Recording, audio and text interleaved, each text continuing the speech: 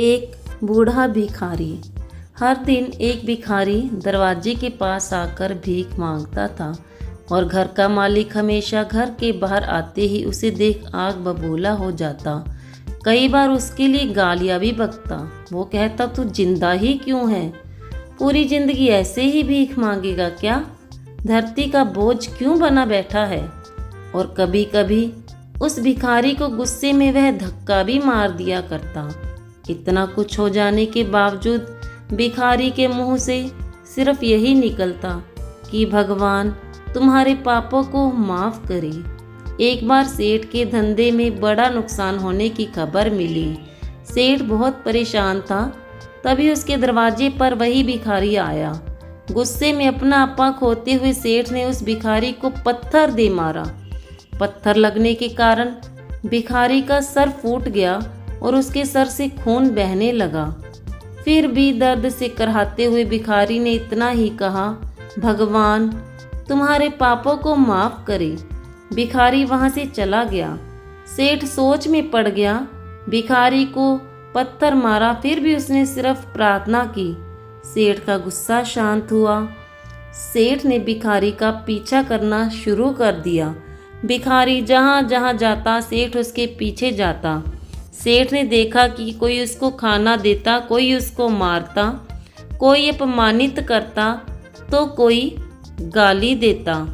लोग भिखारी के साथ चाहे जैसा व्यवहार करते, लेकिन भिखारी सबके लिए एक ही प्रार्थना करता, भगवान तुम्हारे पापों को माफ करे। रात होने को आई थी। भिखारी अपने घर जाने के लिए लौटा। वो अपने घर पहुंच गया, लेकिन सेठ अब भी उसका पीछा कर ही रहा था। एक पुरानी टूटी हुई खटिया पर एक बूढ़ी औरत लेटी हुई थी। काफ़ी कमज़ोर और बीमार लग रही थी। वह भिखारी की पत्नी थी। अपने पति को वापस आता देख वह कहाट से उठ खड़ी हुई। पत्नी ने अपने पति के भीख वाले कटोरे में देखा, उसमें सिर्फ आधी बासी रोटी थी। उसे देखकर वह बोली, आज बस इतना ही मिला? और हाँ, आपके सिर से खून निकल रहा है, ये चोट कैसे लगी? बूढ़ा भिखारी बोला, आज बस इतना ही मिला। किसी ने कुछ दिया ही नहीं। सब ने गालियाँ दी और एक ने पत्थर भी फेंका, इसलिए मेरा सर फट गया।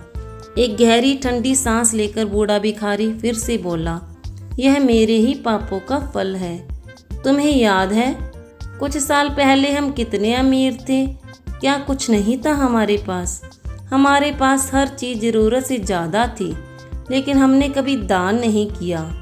और उससे बुरा हमने उस अंधे भिखारी के साथ किया जो हमारे द्वार पर भीख मांगने आया करता था। बूढ़ी पत्नी की आंखों में आंसू आ गए। वह बोली, हाँ, हम उस बेचारे अंधे के साथ बहुत बुरा करते थे, उसका अपमान करते थे, उसे खाने के लिए रोटी की जगह कागज़ दिया करते, उसका मजाक उड़ाया करते और कभी कभी मारा भी करते। मैंने कभी उसको रास्ता नहीं दिखाया। एक बार मैंने उसके मुंह पर मिट्टी भी फेंकी थी और वह हमेशा दुखी होकर यही कहता कि भगवान तुम्हें तुम्हारे किए की सज़ा देगा, भगवान तुम्हारे पापों की सज़ा जरूर देगा। उसका श्राप सच हुआ और हम इस दुख भरी जिंदगी में आ गए। भिखारी बोला, हाँ, उसका श्राप सच हुआ, इसलिए मैं किसी को बद्दुआ नहीं देता। चाहे कोई मेरे साथ कैसा भी बर्ताव करे, मैं हमेशा उसके लिए प्रार्थना करता हूँ। मैं नहीं चाहता कि कोई भी हमारे जैसी जिंदगी का अनुभव करे, किसी को भी हमारे जैसे दुखों का सामना करना पड़े। वो नहीं जानते कि वह कितना बड़ा पाप कर रहे हैं, इसलिए अनजाने में हुए पाप की ऐसी सज़ा किसी को भी मिले मैं नहीं चाहता। सेठ वहीं छुपकर यह सारी बातें सुन रहा था। अब उसे सब कुछ समझ में आ गया। भिखारी और उसकी पत्नी ने वह आधी रोटी मिल बांट कर खाई और भगवान को धन्यवाद बोलकर सो गए। अगले दिन भिखारी फिर से भीख मांगने गया। सेठ के घर के पास जाते हैं। सेठ ने पहले से गरम रोटियां उसके लिए निकाल कर रखी थी।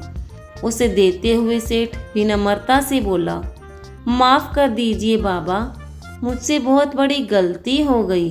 बूढ़ा भिखारी बोला। भगवान तेरा भला करे। इतना कहकर वह आगे निकल गया।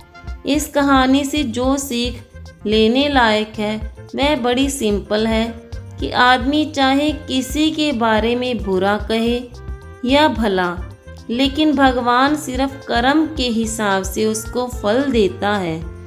क्या हुआ अगर भगवान नहीं दिखता है, लेकिन बात बिल्कुल सच है, उसके खाते में सबका हिसाब बहुत बहुत पक्का होता है। इसलिए जब किसी के लिए आप कुछ भी करो तो अच्छा ही करो। Thanks for watching.